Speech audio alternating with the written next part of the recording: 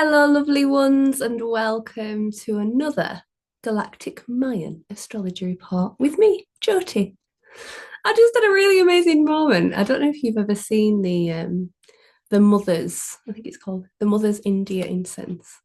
I always get the pack that's got like the 24 fragrances in smaller sticks, and I was just like, oh, I'll just lean over into the pile over there and pick one, see what I get. And I got me. It says Jyoti on it. Wait, can you see that? It might be backwards. I don't know if it's backwards. That's nice, isn't it? So, yes, I work with the Galactic Mayan calendar, and within this frequency of natural time, we are constantly cycling through a 9 month human evolution process. And that 9 month journey is our primary experience of time as a human being, as it was conception to birth in our mama's tummy. The 9 month adventure is split into 13-day cycles with 20 different archetypes. So every 13 days. For many years, I've shown up here to share with you the energy of the upcoming 13 days. Firstly, I hope that you had a beautiful solstice here where I am existing in the UK for the moment, in this dimension. It was the winter solstice and it was really beautiful and really chunky.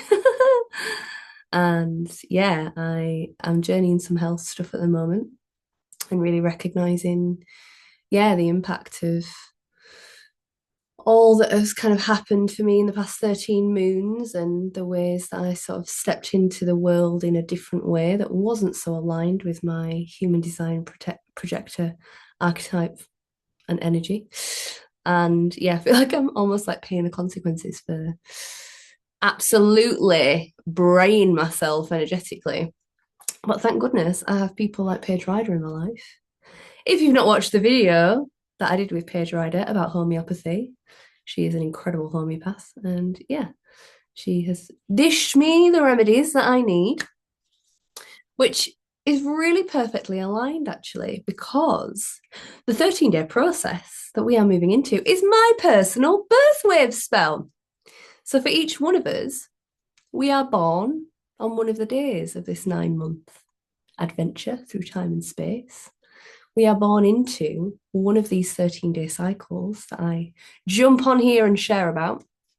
So as I say, it's my Galactic Mayan wave spell this time. So from the 24th of December, we are moving into the energy of white doggy.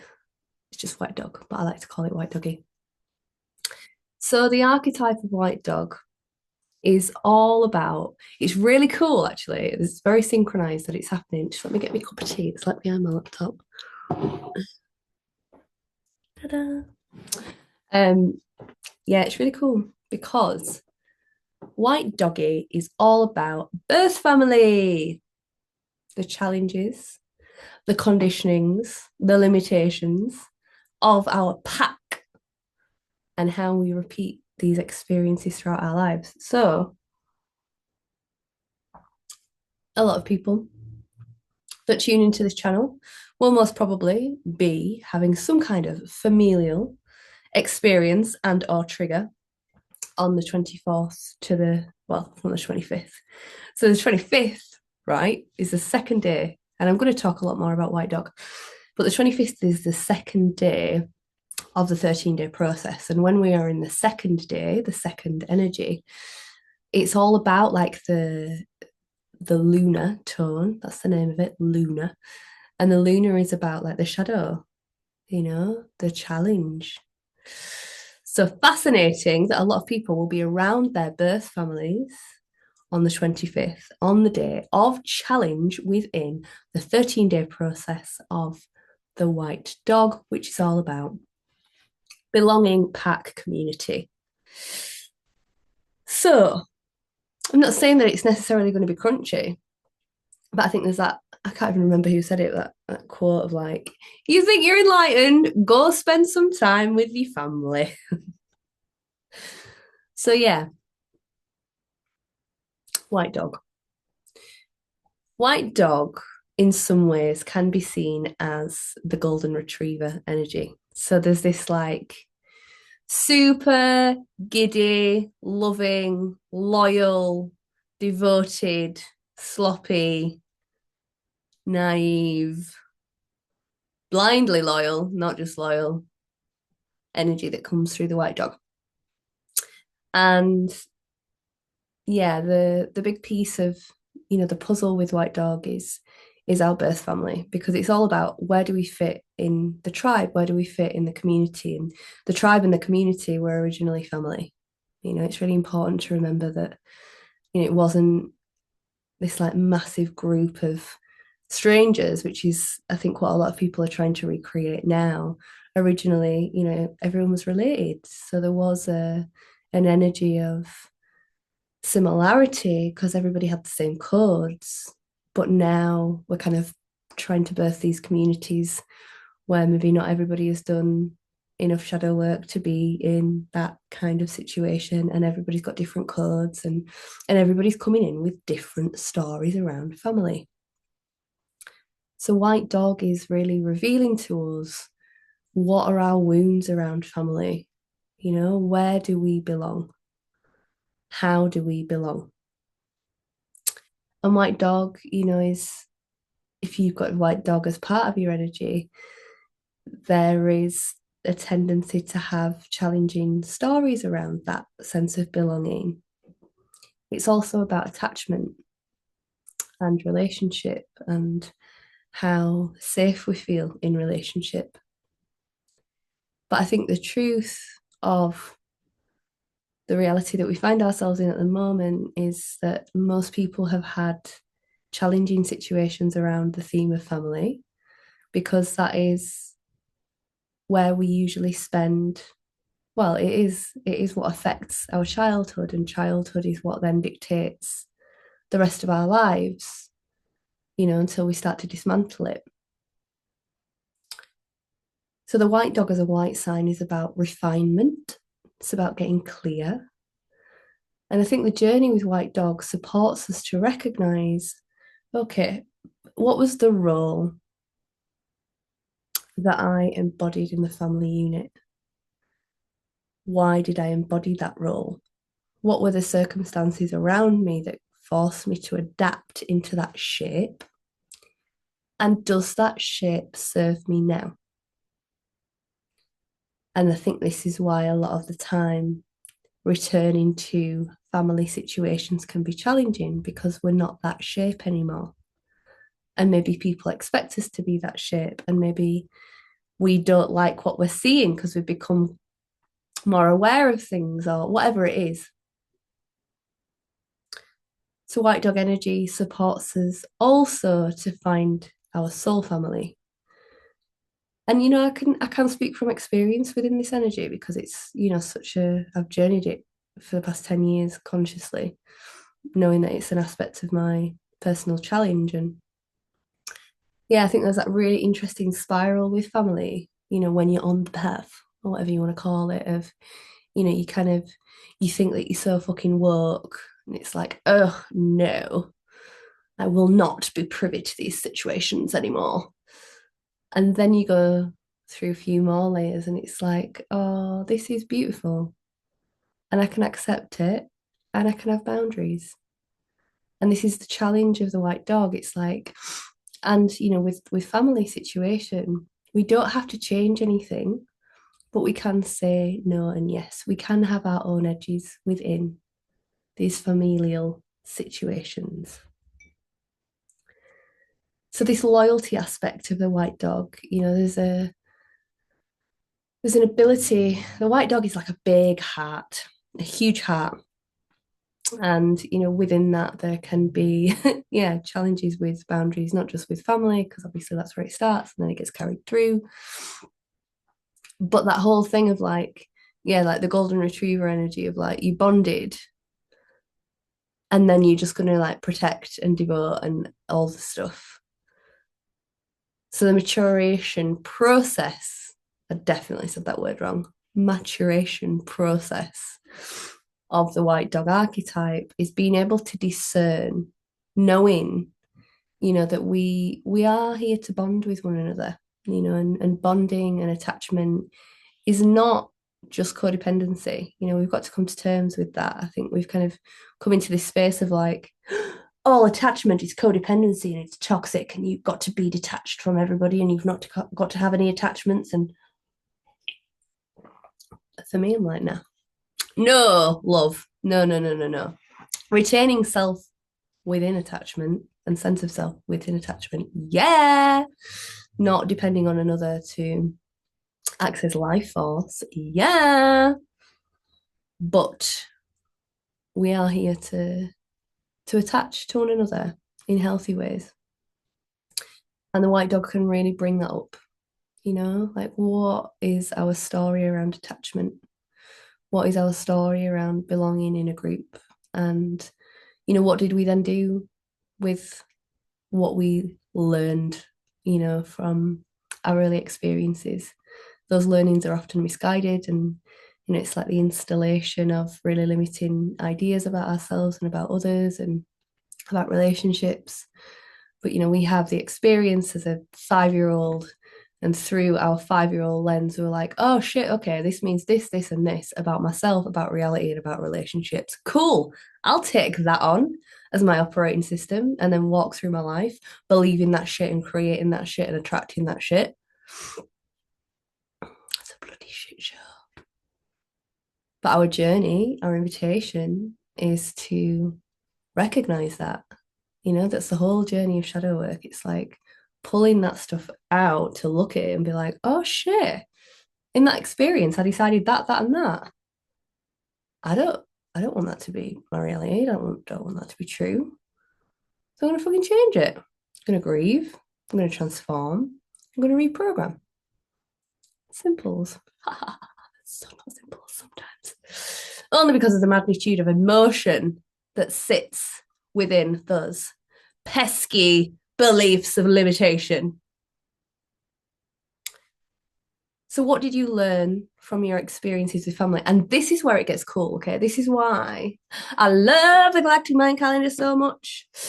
And I am, for the New Year video, because it's not long till the new spin, so there will be a pre-order opportunity from January to get to pre-order the next Galactic Mayan diary, which I think lands in March. Yeah, because the Glastonbury event is in the final days of the spin. So we're going to be rounding off this whole cycle in Glastonbury, doing a huge initiation. It's going to be wonderful. And again, the opportunity to pay over 5 months will be on offer until the middle of January. I'll be posting a new year. It's not fucking new year, but everyone's into it. So it'll be like 2025 vibes. Because we are crossing in the Galactic Mayan New Year. We're crossing into some very cool energy that I will share more about in that video. All of that was to say, and the reason that I created the diary was because of this. When we know that we are in the energy of White Dog for these 13 days, and the challenge day of the Wavespell is on Christmas Day, how we can show up to that event is more anchored in observer than getting lost in the drama. And even if we get teased into the drama, we can recognize immediately. I'm getting a bit snotty, sorry. That totally knocks off the authority that I was embodying then. Snotty authority. We can enter into that situation with our eyes wide open and recognize this is data. This is data. This is showing me my core code. This is why I'm fucked. Or look at how far I've come. They're the two modes with conscious evolution. It's not that everybody miraculously changes. Sometimes that happens. And I think that's particularly to do with having boundaries. Once you set a boundary and maintain a boundary, people show up to you differently. That is truth. So in some ways, it does adapt to people's behavior. But often it's us that changes. So it's like we can be in the Oh yeah, they speak to me like that. Oh yeah, this is how I feel. Oh yeah, whatever the oh yeah is. So essentially, what we do when we're working with this modality, because it is so deeply profound how this code works, it's mind blowing when you've journeyed the cycle a few times, which is what my diary helps you to do consciously. It's like, oh my days, that literally was a 13-day experience on that theme. Like, that is exactly what happened. So it's really cool that this is happening, and no coincidence that this is happening around the Christmas vibe. So you are going to be in a journey. We are all going to be in a journey of working with the conditioning that we received from our family that therefore then affects our relationships. But as I say, the other side of the white dog energy is this innate ability to magnetize soulmates and soul connections and soul family. And sometimes birth family can be soul family. I know my grandma has a soulmate, dead on. Like, she is mint. And we have done this many times in many different ways. And we have a very, very interesting, sparkly, spiritual connection. But a lot of the time, you find your people outside of your birth family. But then what you can bring to those people is the patterns from the birth family until you make them conscious. So I want to arm you for this festive period with the task of observing what's revealed, even if it's coming out of you. It's like, oh shit, I'm still doing that thing. Whatever it is, observe, observe, observe. And, for me, observation isn't that you don't get lost in the fucking storm. Honestly, it does my head in, that whole ideology. Don't be reactive. It's like, well, I'm going to react, and so I don't need to react anymore. If I do personal development, I will get to a place where I don't react anymore. So if I'm still reacting as opposed to suppress, I could have a look at it, couldn't I? And then I can actually heal it. So yes, we have that vibe going on. Now, the other thing to say, particularly, if it's just been the winter solstice, this is relevant for you guys. We've I was reading environmental arts therapy the other day. Me and Taco were having a read and a tuning. And yeah, this kind of idea that solstice being like the longest night and the darkest point of the year, we're then in this period of like rest.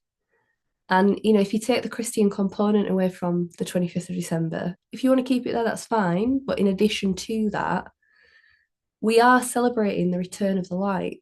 So on that day, it is a moment of celebration of like, okay, we have been in the underworld, we have been in the depths, and like winter solstice is the depths of the depths of the depths. So again, it's really wonderful that we're journeying into the white dog from the depths, because everything starts with those early years. And whether we're with our birth family or not, if we're not with the birth family, huge trauma in that. And if we're in with the birth family, we're getting all the codes of that too. So the next 13 days from Christmas Eve is a period of understanding what we learned, for better and for worse, from our families, and how we can update those codes, those limitations, those energies, so that we can come into right relationship. It's also a moment of magnetizing soulmates. So be on the lookout, or reconnect with those that you feel are your crew. And yeah, have a really wonderful time. Like I say, I'll be posting in a few days another video that is all about what we can be expecting in 2025 to 2026 through the Galactic Mayan calendar. And there'll be lots of other exciting things that weave into that, because yeah, I can feel the brew of a whole new reality coming through. All right, darlings, so much love, big respect. You're doing great. We're doing great. It's all going to be all right. And I'll see you soon. Much love, and bye bye bye.